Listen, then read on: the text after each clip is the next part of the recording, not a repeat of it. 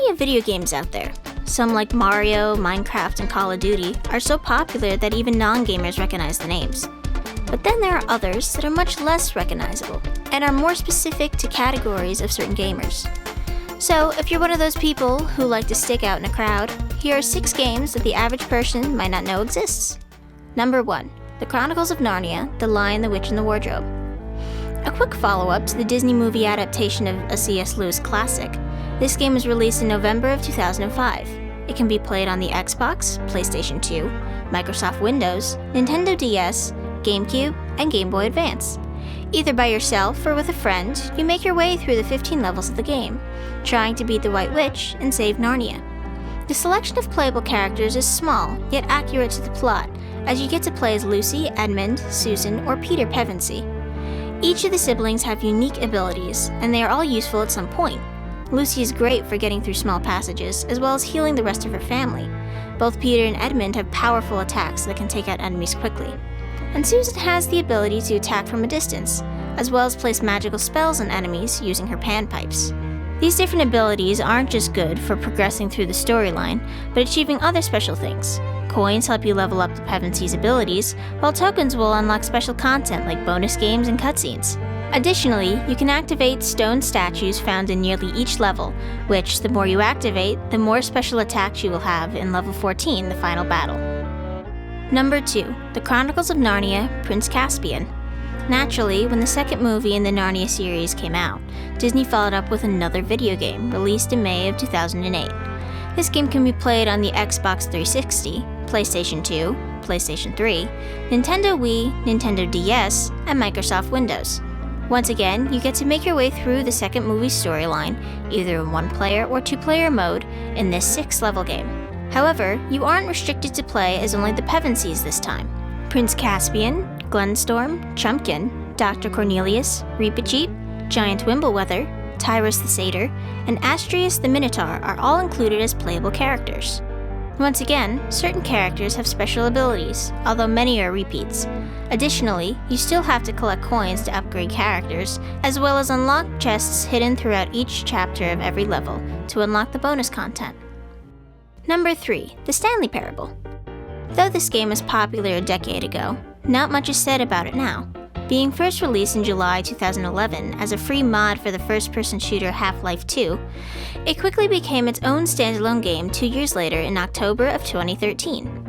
The Stanley Parable was initially just a Microsoft Windows game, but over time was accessible to Mac OS and Linux users as well. This game is all about making choices and being curious as you play as Stanley, an office worker who one day realizes that all his coworkers are missing. While exploring the empty rooms of the building, a narrator with an oddly patronizing sense of humor guides you to do certain things over others. But contrary to other games, you don't need to follow the narrator's word, getting to choose paths that normally wouldn't be allowed in standard video game play. Different endings and additional dialogue from the narrator lie beyond every corner, and even sometimes alter the game when you try to reset.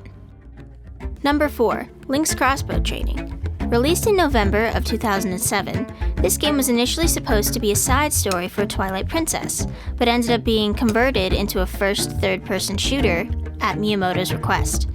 It is only available on the Nintendo Wii, and at the time helped promote the Wii Zapper, a plastic holder for your Wii Remote and nunchuck that makes it feel like you're holding a gun.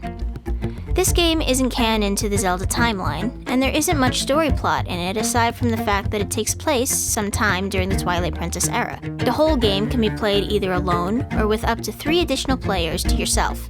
The only catch is that you must share a Wii Remote, as the only playable character is Link himself. In total, there are 9 levels, each having 3 sub-levels to them: a target shooting level, a defender level, and either a ranger or boss level. With a target shooting level, you do exactly what the title says. You shoot targets. In the beginning levels, the targets don't move, but as you progress, the targets will start to become harder to hit as they move all over the screen. With a defender level, Link is pretty much stationary, save for the fact that you make him turn any which way there is a monster coming at you. Lastly, with a ranger level, you get full control over Link as he makes his way through some dangerous area, getting to shoot monsters and other enemies down as they appear. Boss levels are very similar, the only difference being that you have to fight one enemy instead of multiple. Number 5. Nancy Drew.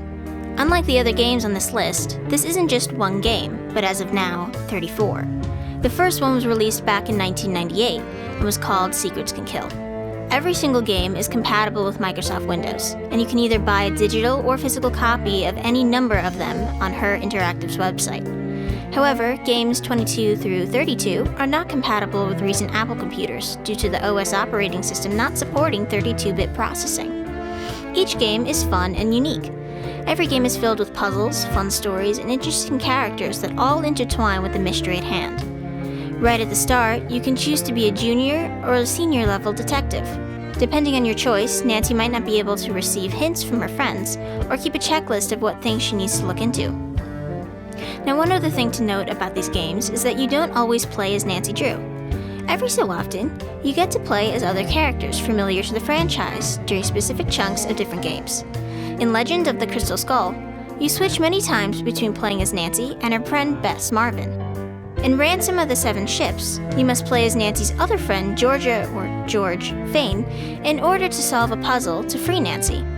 In Alibi and Ashes, Nancy's boyfriend Ned Nickerson is played in order to bring Nancy out of jail. Lastly, you have Frank and Joe Hardy, two boys that work closely with Nancy on many of her mysteries, who have many playable moments throughout her game series. Number 6. Sonic Forces Episode Shadow. Though not a standalone game, this DLC add-on was created shortly after the game Sonic Forces released in November of 2017. So long as you have the original game, you can download it on the Nintendo Switch, PlayStation 4, Xbox One, and Microsoft Windows. It is unfortunately just 3 levels long and depicts the birth and development of Infinite from the perspective of Shadow the Hedgehog. Like the main game, it is only one player, and your objective is to power through each level, collecting the most rings, destroying the most enemies, obtaining the best time, and dying the least amount possible.